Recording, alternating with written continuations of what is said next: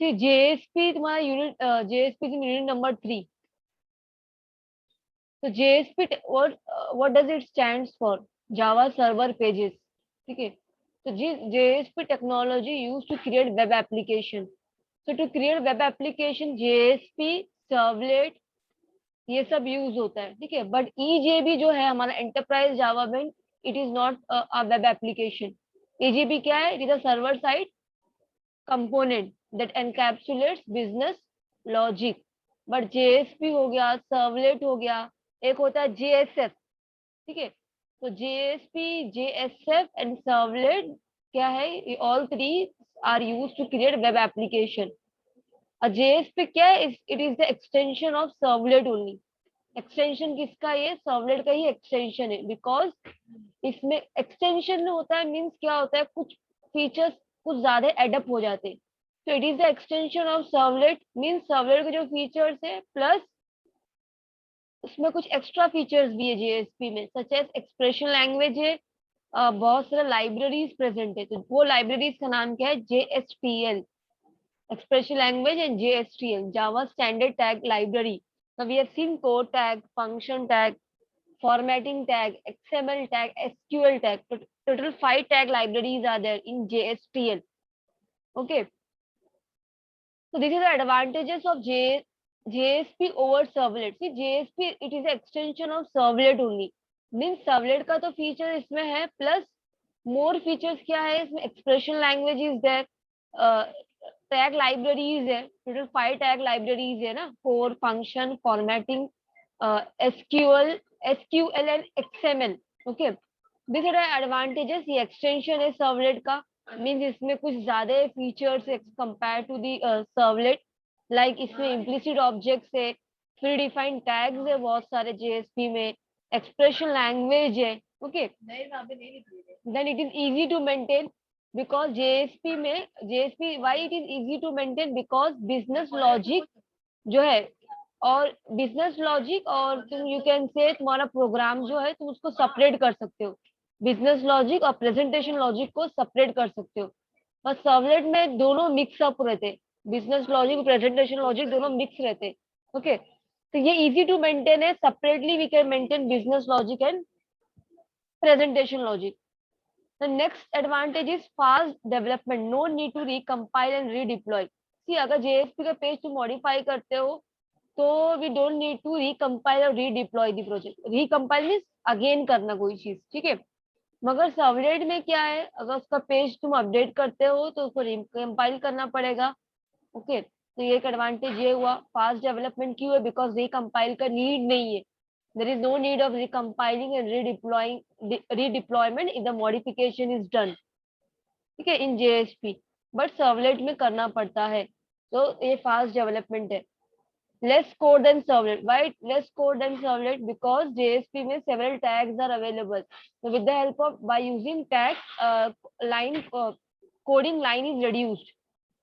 Okay, coding line क्या हो रहा है? reduced हो रहा है because various tags are available in JSP. Less code as compare to servlet, इसका जो कोडिंग के लाइंस है वो रिड्यूस होते। Then life cycle of JSP. See this is the life cycle of JSP. So we are not revising this now. Life cycle, life cycle में first ये देखो, let's see the steps now. Translation of JSP page. पहले तुम्हारा ये JSP page है। ओके। तो JSP page पहले किस में ट्रांसलेट होता है? डायरेक्टली जेएसपी पेज रन नहीं होता है। First it is trans because it is the extension of servlet. See JSP क्या एक्सटेंशन ऑफ सर्वलेट है, तो दैट्स व्हाई जेएसपी पेज क्या होता है? First it is translated to servlet. ठीक है। जेएसपी पेज किस में ट्रांसलेट होता है? सर्वलेट में होता है। तो ट्रांसलेशन ऑफ जेएसपी पेज, यहाँ पे देखो जेएसपी ट्रांसलेटर, ट्रांसलेट होने के बाद ये सर्वलेट में बन जाएगा। Servlet means dot java file. Okay. Then after translation of JSP page, translation हो गया सर्वलेट में, देन क्या होगा? कंपाइल होगा।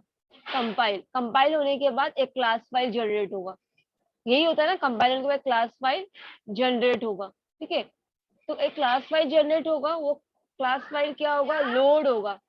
ठीक है, क्लासिफाइड क्या होगा, लोड होगा, लोड होगा मीन्स इनिशियलाइज होगा, फिर रिक्वेस्ट जाएगा and destroy, these are the three methods in the servlet life cycle also, initialization, request and destroy. ठीक है, जैसे ही क्लास लोड होगा, उसका एक ऑब्जेक्ट लोड होने के बाद ऑब्जेक्ट इंस्टेंशिएट होंगे। ठीक है, उसके बाद इनिशियलाइजेशन, रिक्वेस्ट एंड डिस्ट्रॉय। तो हमेशा याद रखो जेएसपी में फर्स्ट स्टेप क्या है, JSP page is translated into servlet. ठीक है, after translation compilation is done, after compilation class file is generated. ठीक है, loading of the class file in the container is done, then instantiation of the object, then initialization, request and destroy, then lock मार देना।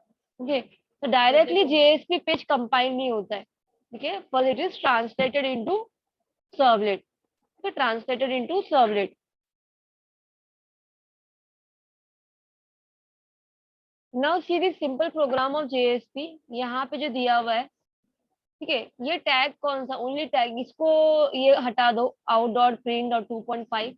सिर्फ tag की अगर बात करेंगे, जो टैग का सिंबल है और स्टार्टिंग में परसेंटेज और एंडिंग में परसेंटेज है, ये कौन सा टैग है, टैग का नेम क्या है, ये टैग का नेम क्या है, स्क्रिप्टलेट टैग।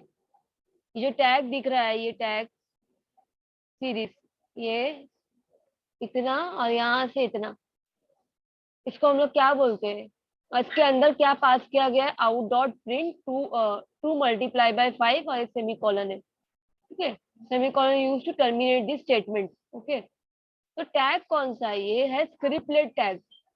कौन सा टैग है, स्क्रिप्टलेट टैग। तो why it is use, scriptlet tag का यूज क्या है, जावा कोड को एग्जीक्यूट करने के लिए, जेएसपी के पेज में जावा कोड को प्लेस करने के लिए स्क्रिप्टलेट टैग इज यूज। तो ये स्क्रिप्टलेट टैग है हमारा। ओके, तो उसके अंदर पास हुआ है, प्रिंट करवाने के लिए out object is use. There are 9 implicit objects in JSP. The out एक implicit object है that is used to write the output. Dot print method print करवाने के लिए 2 × 5 that is 10. Okay.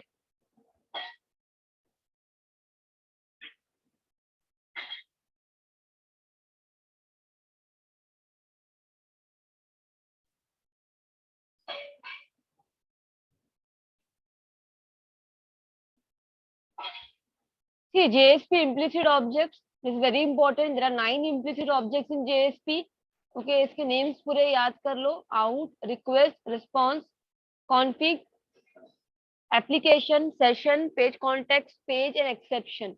ठीक है, और ये पता होना चाहिए कि इसका टाइप क्या है, आउट का टाइप जेएसपी राइटर का ऑब्जेक्ट है, ये रिक्वेस्ट किसका ऑब्जेक्ट है, एचटीटीपी सर्वलेट रिक्वेस्ट का, response HTTP servlet response, config कौन से क्लास को बिलोंग करता है, कॉन्फिग ऑब्जेक्ट सर्वलेट कॉन्फिग को, application object belongs to servlet context class, session object belongs to HTTP session class, page context का page context ही है, page object belongs to object class, exception object belongs to throwable class. ये table you have to remember. Okay, so there are total how many implicit objects are there in JSP? 9 implicit objects. ठीक है, 9 implicit objects है JSP में।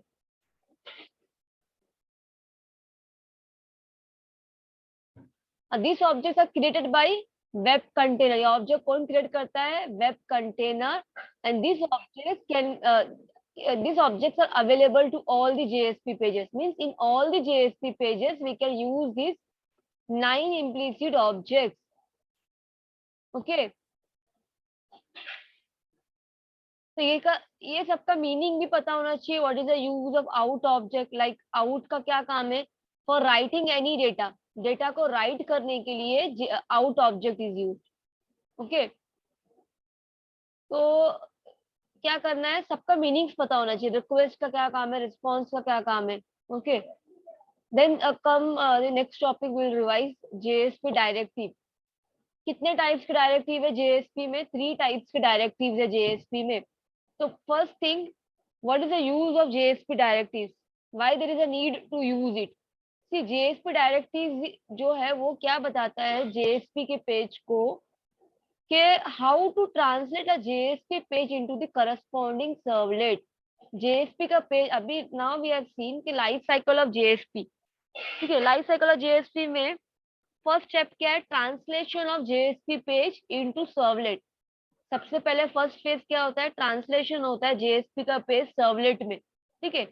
तो JSP का directive ये बताता है कि कैसे जेएसपी के पेज को, how to translate a JSP page into the corresponding servlet, ये जेएसपी डायरेक्टिव बताता है, ठीक है। So total there are 3 types of directives in JSP: page directive, include and tag lib. Okay, tag library, page और include, 3 types के directives है। और then you should know the syntax of JSP directive, ठीक है, syntax पता होना चाहिए, syntax क्या है। तो ऑलवेज जो डायरेक्टिव, यहाँ ये देखो, इतना अंदर जो लिखा है वो मत देखो, इतना और यहाँ का, ठीक है। अगर मैं ये एट द रेट हटा दूं, एट द रेट को कंसिडर मत करो, इतना ये कौन सा टैग है, right in the chat box. अभी मैंने बताई थी ये कौन सा टैग है। अगर ये हटा दूं मैं, ये वाला सिंबल और ये सब अभी कंसिडर मत करो, directive attribute equal to value, ये कौन सा वाला टैग है, कौन सा वाला टैग है ये, scriptlet tag. Okay, scriptlet tag बोलते हैं उसको।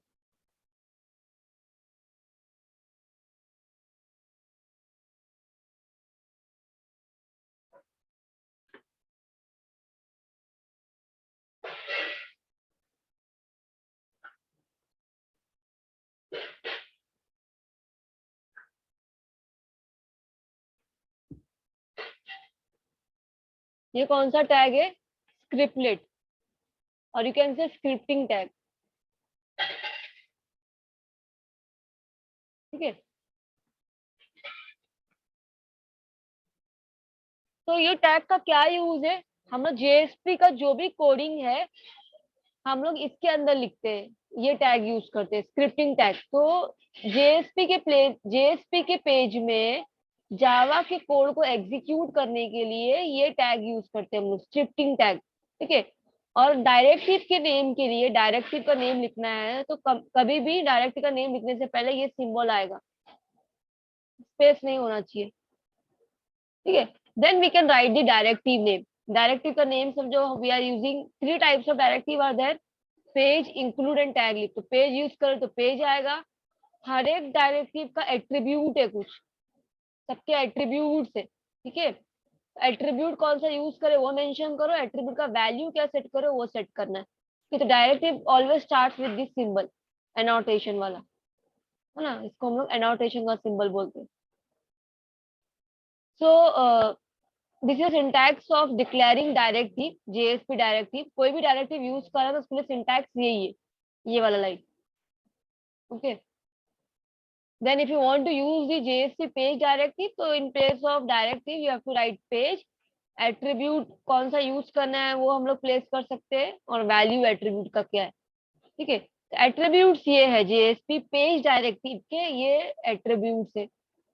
Import content type, extends, info, buffer, language, is expression language ignored, ये इतना इम्पोर्टेंट नहीं है इस थ्रेड से। देन auto flush, session, page encoding important है, एट्रीब्यूट है, page encoding, import, content type, extends, info, ये सब इम्पोर्टेंट एट्रीब्यूट्स है। Then error page, is error page, ठीक है। तो ये एट्रीब्यूट्स हम लोग यहाँ पे प्लेस कर सकते हैं डायरेक्टिव के आगे, जो भी तुमको यूज करना है you can place it here, ठीक है। और suppose we are using import, तो यहाँ पे इंपोर्ट लिखना है, page import equal to, import कब यूज करेंगे, जब मुझे कोई क्लास इंटरफेस इंपोर्ट करना है। जैसे अभी यहाँ पे ये पेज क्या है, डायरेक्टिव का नेम है, ठीक है। Import is the attribute of page directive and this is the value, okay. तो यहाँ पे मैं क्या कर रही हूँ, क्लास को इंपोर्ट कर रही हूँ, डेट क्लास को। अगर तुमको करंट डेट एंड टाइम चाहिए तो डेट क्लास यूज करना पड़ेगा, राइट। और डेट क्लास को यूज करने के लिए पूरा उसका तुमको पैकेज का नाम लिखना पड़ेगा, java.util.date। Date is date class is present in util package, और जावा पैकेज है, यूटिल सब पैकेज है, उसके अंदर डेट क्लास प्रेजेंट है। सो इंपोर्ट एट्रीब्यूट क्या करता है, we can import class, interface, ये सब इंपोर्ट कर सकते हैं, ठीक है। तो ऐसे बहुत सारे एट्रीब्यूट्स है, ठीक है। Remember the attribute names and the meaning of each attribute, Then the next attribute is not attribute, next tag, include tag है, include directive, page directive, include directive. Include directive के लिए भी यही सिंटैक्स है same, बस include लगा देना है आगे. और इंक्लूड का एक ही एट्रीब्यूट है, वो एट्रीब्यूट का नाम है file. only one attribute is there in include directive and that name is file. Remember this, एक ही एट्रीब्यूट है, वो एट्रीब्यूट का नाम क्या है, फाइल. ठीक है. अगर इंक्लूड डायरेक्टिव का यूज क्या है, to include the content of any resource. अगर तुमको कोई और पेज का कंटेंट इंक्लूड करना है अपने पेज में जेएसपी के, तो हम लोग ये करेंगे, इंक्लूड लिखेंगे और फाइल जो ऐड करना है अपने पेज में वो फाइल का नाम पास कर सकते हैं. देन थर्ड डायरेक्टिव कौन सा है, पेज हो गया इंक्लूड टैग लिब. टैग लिब का भी सेम सिंटैक्स है. ठीक है, सिंटैक्स तो वही है टैग लिब. एट्रीब्यूट कौन सा है उसका, URI. सी टैग लिब डायरेक्टिव यूज करके हम लोग क्या कर सकते हैं, URL पास कर सकते हैं. ठीक है, URL पास कर सकते हैं. जैसे फॉर एग्जाम्पल का एट्रीब्यूट URI है, तो हम लोग URL पास किया पे java.t.com का, तो you can pass the URL. So what we have revised, what is JSP, advantages of JSP, life cycle of JSP, then implicit objects in JSP, 9 implicit objects है. Then कौन सा है, directives. There are 3 types of directives in JSP: page directive, include directive and tag lib directive.